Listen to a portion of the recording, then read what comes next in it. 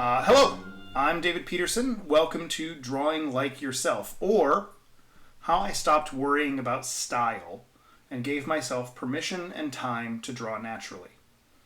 I want to talk about a journey of artistic development I took back in the early 2000s that I think can be well applied to not just other aspiring visual artists, but to anyone's creative endeavors.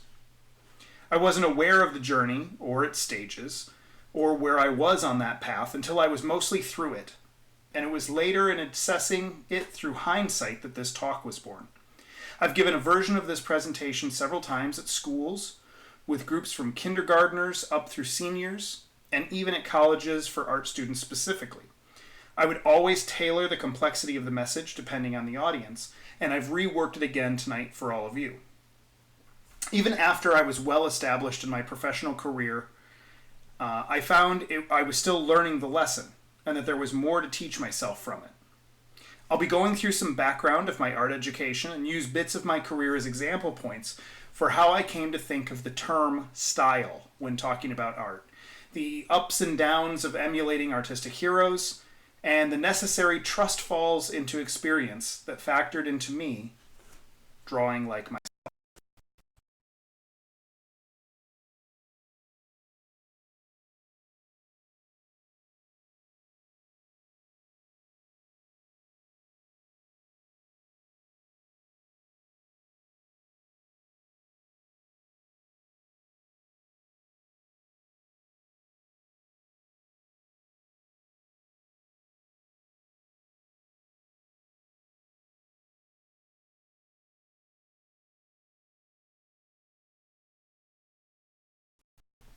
I'm an idiot.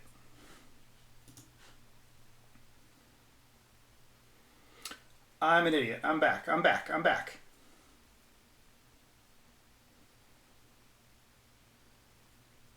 think I'm back.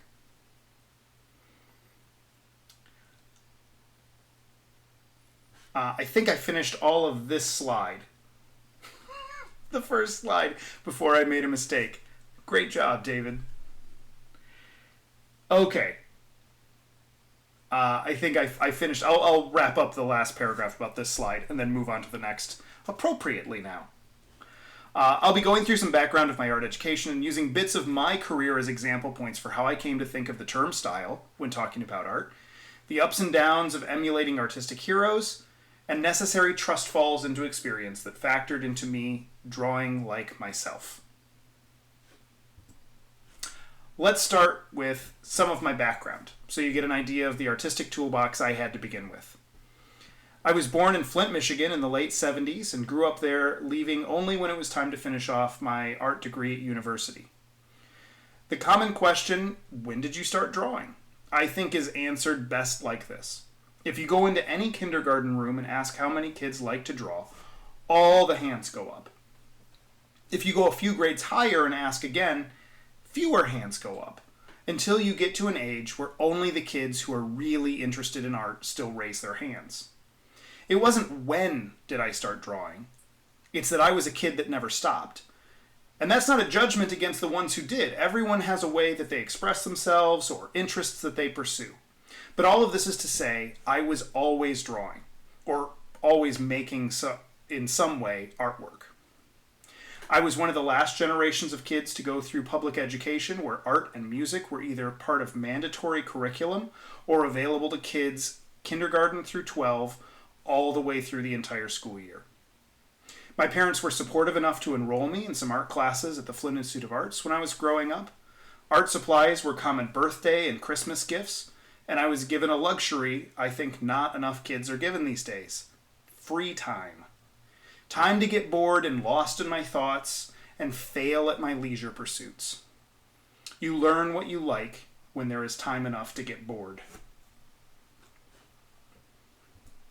I started my art degree at Mott Community College in Flint, where I was given an amazing base of classes in 2D design, drawing still life, perspective, color, value studies, some painting, art history, all the foundation classes, and also printmaking. I finished my bachelor's after transferring to Eastern Michigan University, a school that did not offer an illustration degree, something I should have looked into before enrolling.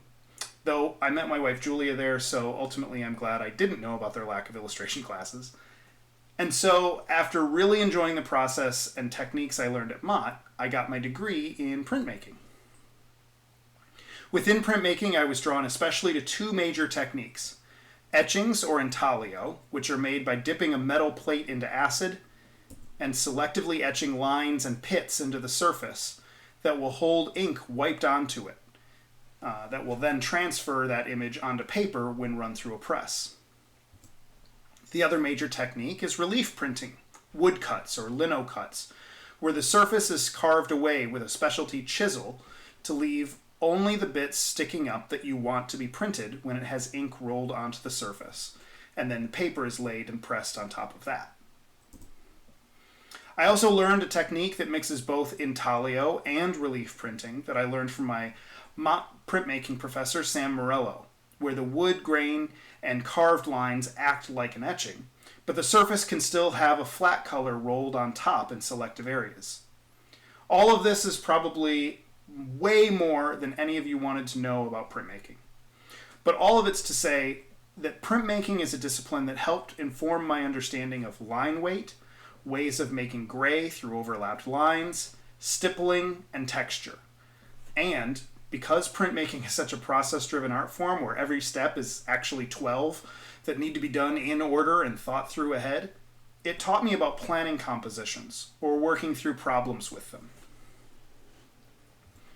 So that's most of my art toolbox that I had when I started MouseGuard.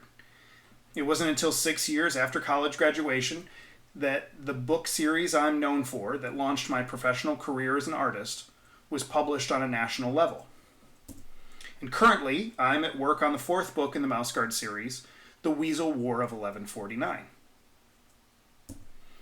And along the way, I've had great opportunities to work on freelance projects that mean something really special to me, like 18 Teenage Mutant Ninja Turtle covers for IDW, 16 Dark Crystal covers for Archaea, I'm counting the 2 I still have yet to get done, and an illustrated edition of Kenneth Graham's Wind in the Willows for IDW.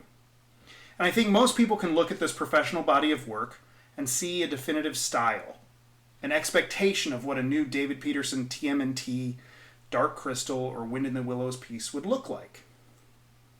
But I want to examine how I got here. See, here's a Michelangelo piece I did after college, around 2000, where I was still figuring all of this stuff out. Where I was trying to be a Swiss Army knife of artistic stylings. I had a handy inking utility blade and a soft rendered pencil corkscrew, an original text and a digital texture trick saw and screwdriver all in one. Each of those examples I just showed have a piece of me in them. Obviously, I drew them. But they were all me trying to be someone else at the same time. And I didn't know I was on a journey of learning to draw like myself until after I'd gotten close to that destination. I want to share the hindsight lessons and takeaways from my path. Here I am at the Motor City Comic Con in May of 2005, where I debuted MouseGuard. I self-published issue 1 in black and white, because that's what I could afford, and I think you see a very David Peterson art style product here, regardless of how much I've grown in the last 14 years. For lack of a better expression, this work looks like me. But MouseGuard was born out of an idea I'd started back in 1991, 13 years before I'd actually started on pages for MouseGuard. It was something called 1149, and it was heavily influenced by the Disney animated version of Robin Hood. Not just thematically with a cast of different animal species, but even in the specific characters and the style in which I drew them. I was copying the cartoons I was watching. I started sitting side by side to draw with my best friend Jesse Glenn when I was 14 and a freshman in high school. Jesse was a few years older than me and an awesome artist, and I wanted to draw like him. And so I adjusted how I drew to be more like him, to improve. And as I developed in high school and started college, I was refining what I was doing already with my 1149 characters, but also getting influenced by manga and anime in the late 90s, as well as comic artists like Joe Mad and Mike Mignola. Once in college at Mott and trying to become a serious illustrator, I looked to children's book illustrators like James Gurney and Arthur Rackham. I slavishly referenced nature photos and the taxidermied animals incorporated into the still life arrangements at Mott. It was in this time I came up with the concept of a group of mice in 1149 called the Mouse Guard. I drew Saxon, Kenzie, and Rand while living at home in my childhood bedroom and attending community college.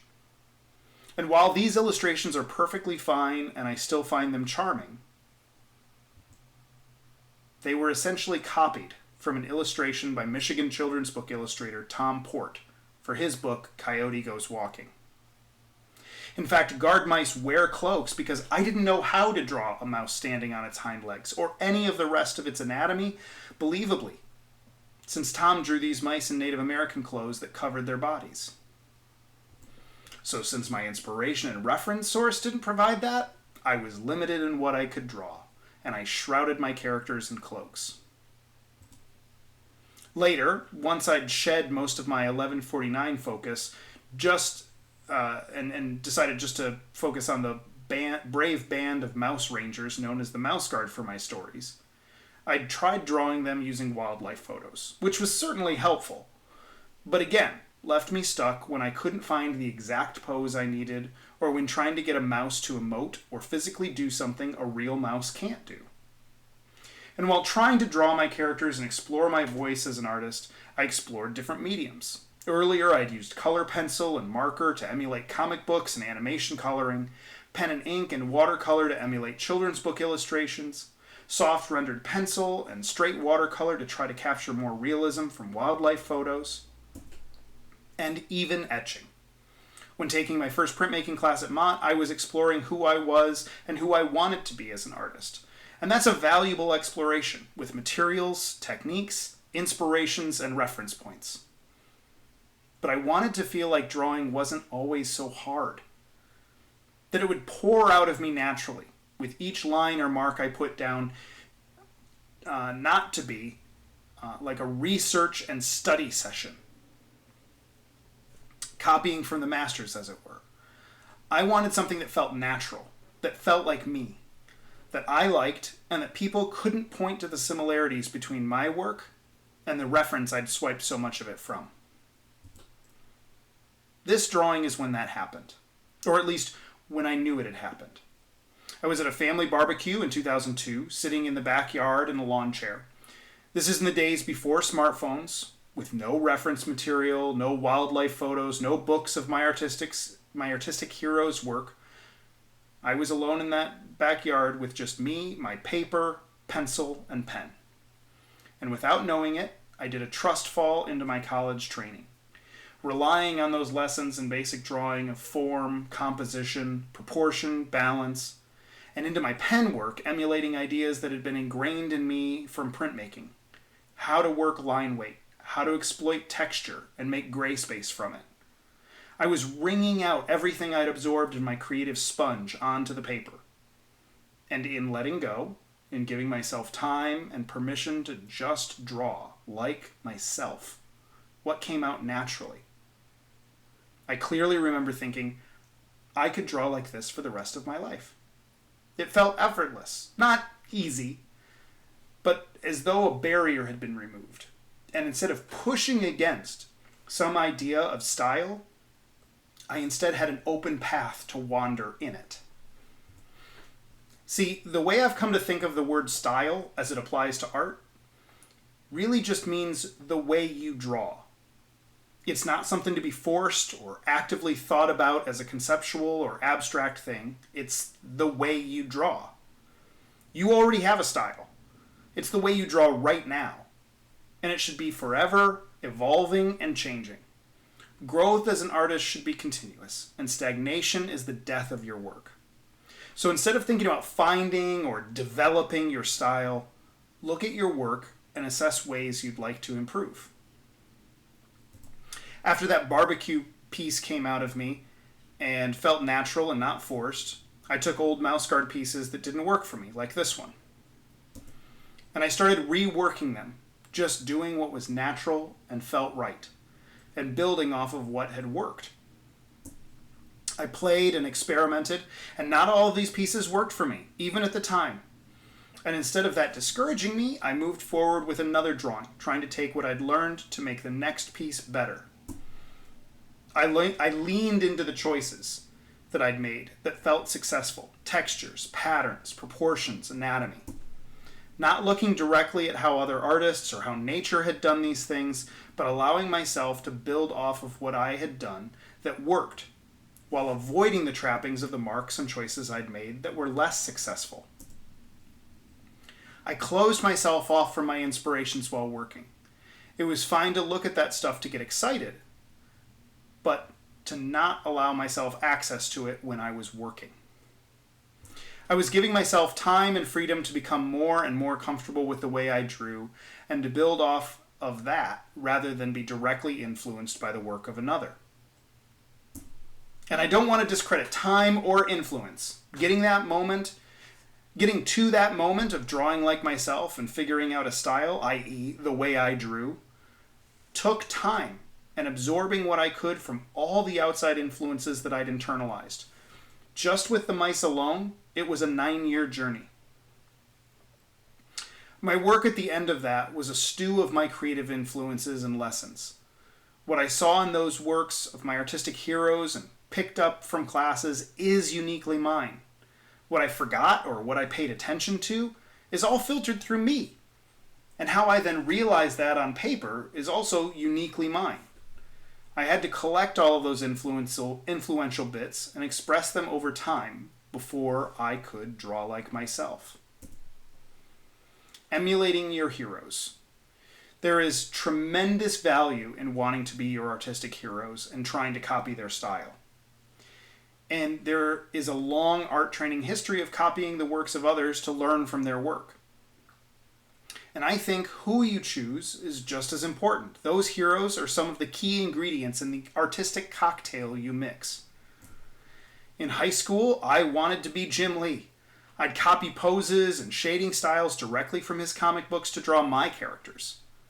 The formation of Image Comics, specifically Wildstorm, got me emulating the characters of Jim Lee even more and discovering artists like J. Scott Campbell, as well as their various inkers and colorists. For a very long time, I wanted to be Mike Mignola, from his understanding of form and design down to his pacing and storytelling. I tried what was popular with manga and anime in emulating Adam Warren. There were times where I pushed myself to be Tony DiTerlizzi and emulate drawing his fantasy characters that had imperfections, wounds, and facial expressions that gave them personalities bounding off of the page. I tried my hand at watercoloring fantasy war images, emulating what I could from George Pratt's book Enemy Ace War Idol. And when making up species and creatures of my own, I tried to be Brian Froud. I tried to be a whole lot of people I wasn't, and rather unsuccessfully. I would change who I was trying to be depending on the project, thematically emulating my artistic heroes as though style were clothes I could wear and swap out for the right occasion. Towards the end of college, I thought I'd pursue children's book illustration instead of comics, because even then I saw that I couldn't emulate my comic heroes well enough to get a job in comics, because in my mind, comics had an established look that I could not emulate well enough. But even still, instead of trying to be myself for children's books, I made samples cribbed from Ezra Jack Keats using digital collage. I painted softer images similar to what I saw in most children's books, and pen and ink illustrations made to emulate the feel of a Shel Silverstein or Edward Gorey book.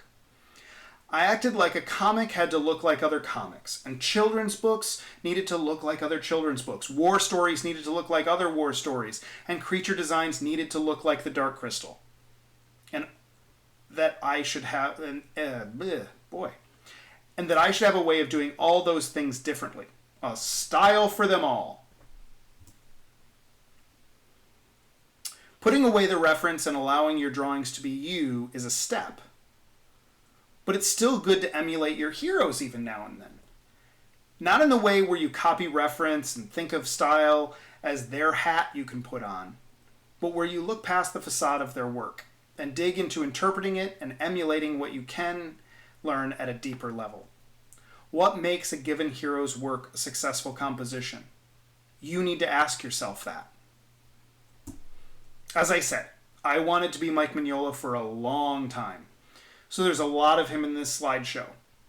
It's easy to think Mignola's work are those blocky shadows, wonderfully clunky angles and forms, skinny wrists, and moody settings. But that's the facade. That's the surface. And I learned that in unsuccessfully trying to be him for years. This is a page from a comic Jesse Glenn wrote and I drew that we never finished, called Gestures. I added shadows all over the place, sometimes with no understanding of them either as real shadows or as graphic elements to lead the eye. Just a blocky shadow for the sake of it. And I'd cut away from the characters to show something else in the scene, even making it an arbitrary rule I'd do at least once per page. Not because I understood or studied the storytelling beats, but because I noticed it on the surface of Mike's work, and I tried to apply it to my own without knowing why, beyond Mike does it, and I like Mike's work. The world already has a Mike Mignola, and he does brilliant work. And even if someone were to make a career out of emulating him as perfectly as possible, at best, they'd still be a second-rate Mignola. And the same holds true for whichever art hero you're thinking of right now. Of note, looking back, I think it's odd that I tried to be Mignola when doing those comic pages, because when I first drew those character designs, there's no hint of that look. Again, like I thought, well, if this story is told as a comic book, I need to have a comic book look to my work. And Mignola is my comic guy, so that's what comic storytelling should look like. So in the early 2000s, I set about doing some studies of his work, where I copied some of his panels directly, but using a bunch of blocky chisel markers, and then processing them through a Photoshop filter, so I could abstract them even more and try to learn something. I wanted to see if I could figure out what about his compositions set that moodiness, told that story, that moment. How is he getting characters to blend in or to step off of the background? What choices is he making with the size and placement of a character in a given panel? Does it matter if it's an action scene or a talking one? And when it comes to storytelling, how many beats each moment has?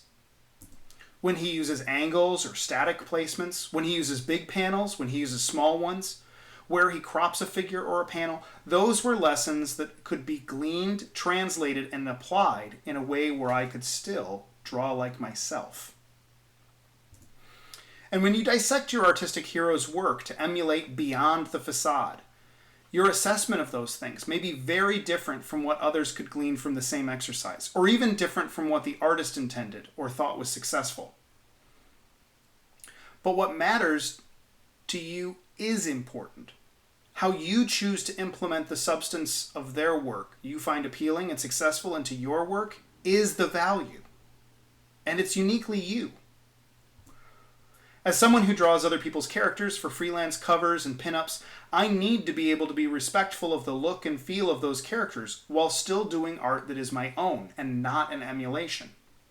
My pinup for the 20th anniversary of Hellboy a few years ago pays homage to the design and feel of Hellboy and Mignola's character, well, hopefully, but done through my line work and my sensibilities about shading, texture, mood, and setting. Which leads me to lean into your strengths. When learning to draw like yourself and when trying to improve your work, use the parts of your art you do well as a support and a guide as you find and fix the elements you think are less successful. This sounds like obvious advice. Keep doing what's working and fix what doesn't. But it's easy to forget and be ready to either stagnate or be ready to throw out everything when something's not working.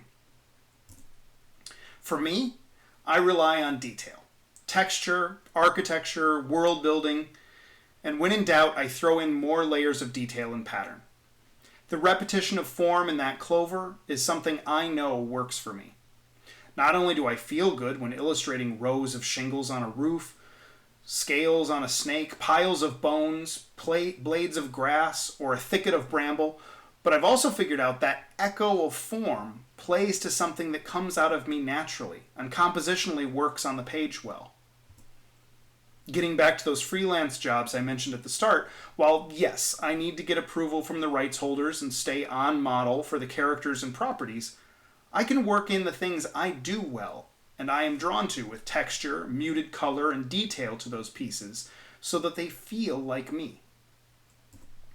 I tend to pile up as much stuff as I can in a room and still keep the character in focus.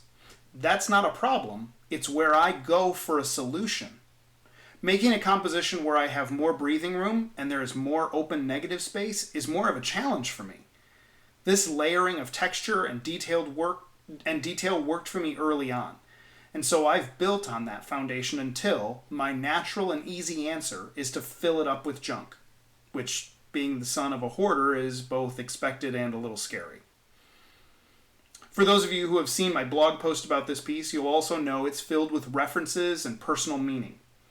Only you can bring your own experiences, influences, and backstory to your work, whether it's a childhood basement shop, or visuals from a trip to an orchard, or the oddity of your childhood dentist's office.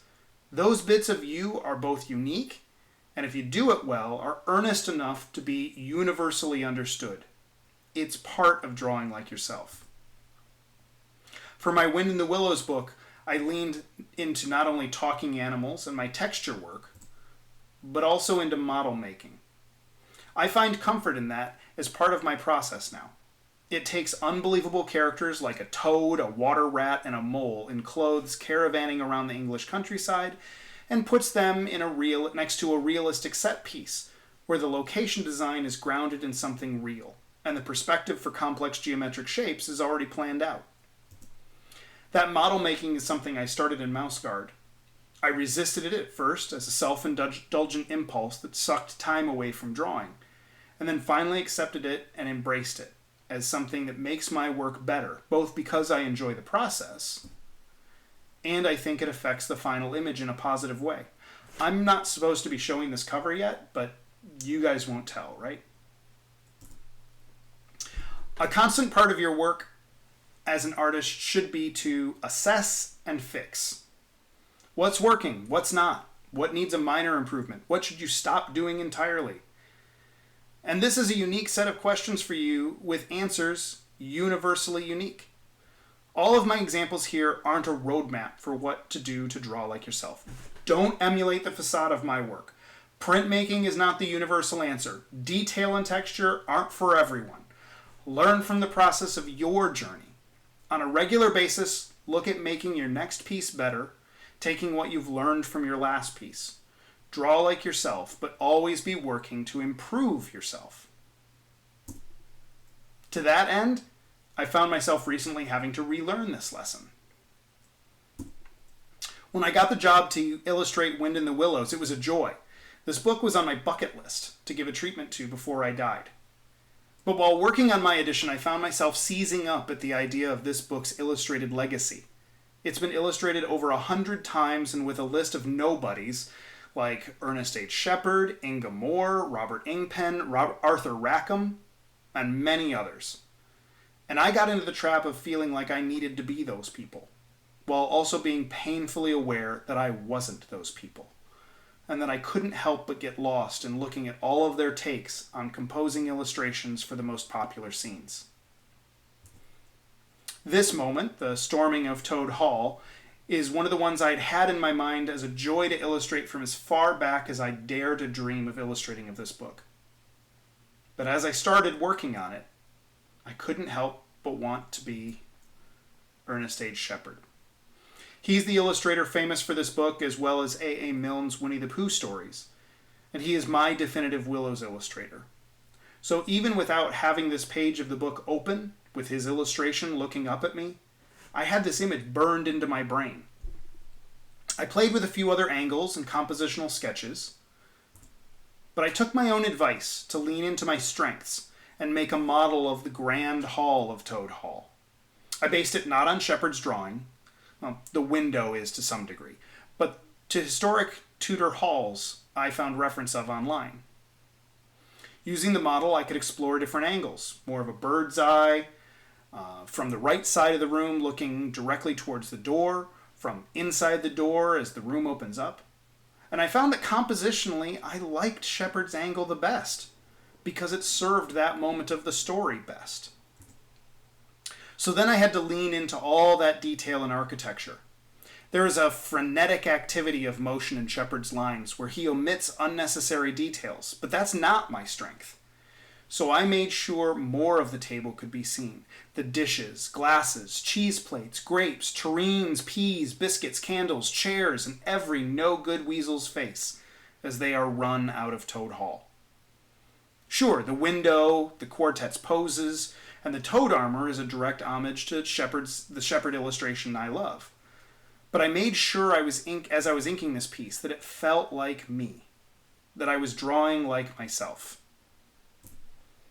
And there were scenes that, even without building a model, I knew I'd fall into the trap of never being able to come up with a better composition than Shepard.